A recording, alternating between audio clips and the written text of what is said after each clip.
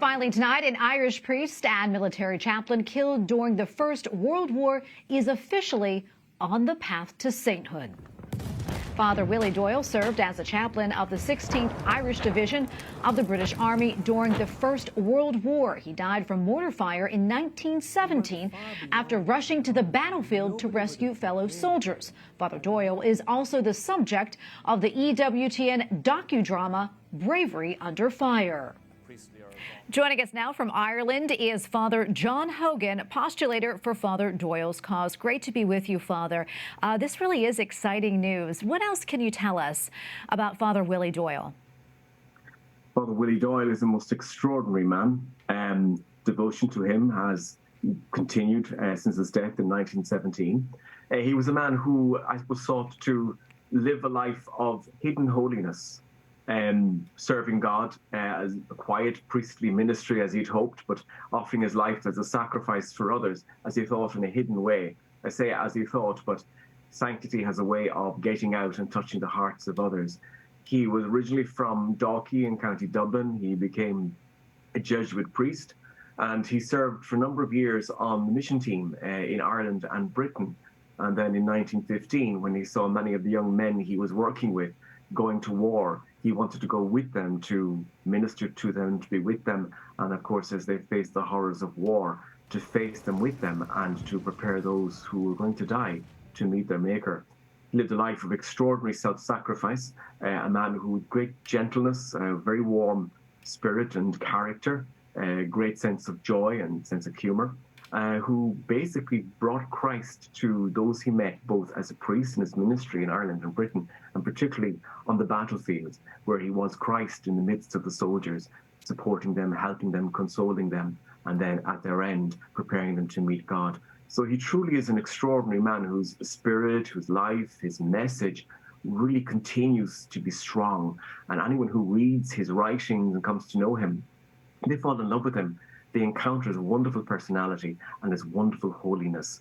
His union with God really shows us how easy it is to give ourselves to God and to allow God into our lives. Yeah, it really does. And he sounds like such an interesting person. He was such an interesting person. On one hand, exacting extraordinary penances on himself, and on the other, a little bit of a prankster, if you will. How did he keep his comrades in such high spirits? Well, he had a natural sense of humour. He was a prankster in his youth. There was a great sense of mischief. St. Paul speaks about grace building on nature, and by nature he was a very optimistic, humorous man, but also a man of extraordinary prayer. He would spend hours in prayer, sometimes whole nights, and he turned to the Lord. He gave his weaknesses, he gave his troubles and difficulties to the Lord, and in doing so, he planted himself on the Lord. So we find an extraordinary mixture of natural qualities and this supernatural relationship with God, and they bound together in his character and his ministry. So he was prepared to minister to those who needed him. I think that his confidence in the presence of Jesus, his confidence in the mercy of God, he was able to communicate that in the most extraordinary way. I think we speak about the authenticity of someone's character, and Father Willie was a truly authentic man, truly a man who lived his faith, and those who met him realized that what he was speaking about, what he was seeking to share with them, was no myth, no fable. He truly lived it and communicated it, and that inspired them. So it was a mixture of a number of things, Tracy. You know, a wonderful personality, a wonderful life of faith, a wonderful ability to communicate Christ to others. Yeah, and I understand in his final moments, Father Doyle, he rushed onto the battlefield to retrieve the bodies of his comrades in order for them to be buried properly, which is sort of an odd turn of events, given that he himself never got a proper burial. What can you tell us about that? Yes, he was killed at the Battle of Passchendaele on the 17th of August 1917.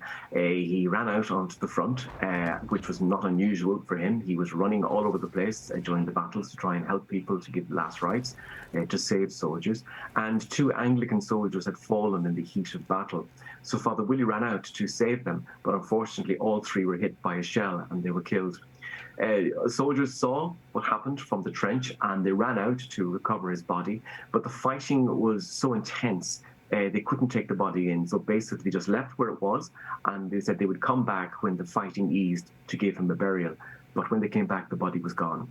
Whether it was destroyed by another shell or whether other soldiers came along and just found a body and just put it in with others and buried it somewhere, we're not sure.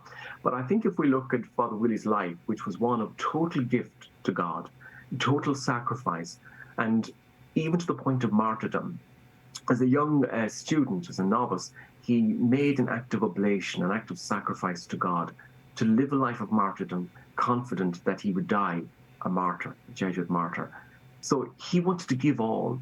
And if we look at his death and, I suppose, the loss of his body in a way, it was a completeness to that. He gave all. Even his body is offered. It's gone. We don't know where it is. It's almost like a sacrifice, complete sacrifice. And the other aspect as well, he loved the men he served so much. He shared their life and their misery in the trenches as he shared his life with them. And there's something touching about Willie, and I sense he would have liked this, that his body lies completely lost with the bodies of many thousands of other men who are lost out in those fields, in Flanders, in France, in Belgium. And he's one with them, waiting with them for the resurrection. There's a sense of completeness, and his charity is total.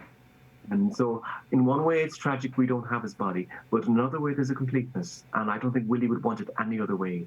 He lies with those who he sought to serve and give all for. Well, Father John, thank you so much for speaking with us about Father Willie and his extraordinary life. God bless you. Thank you very much, Tracy.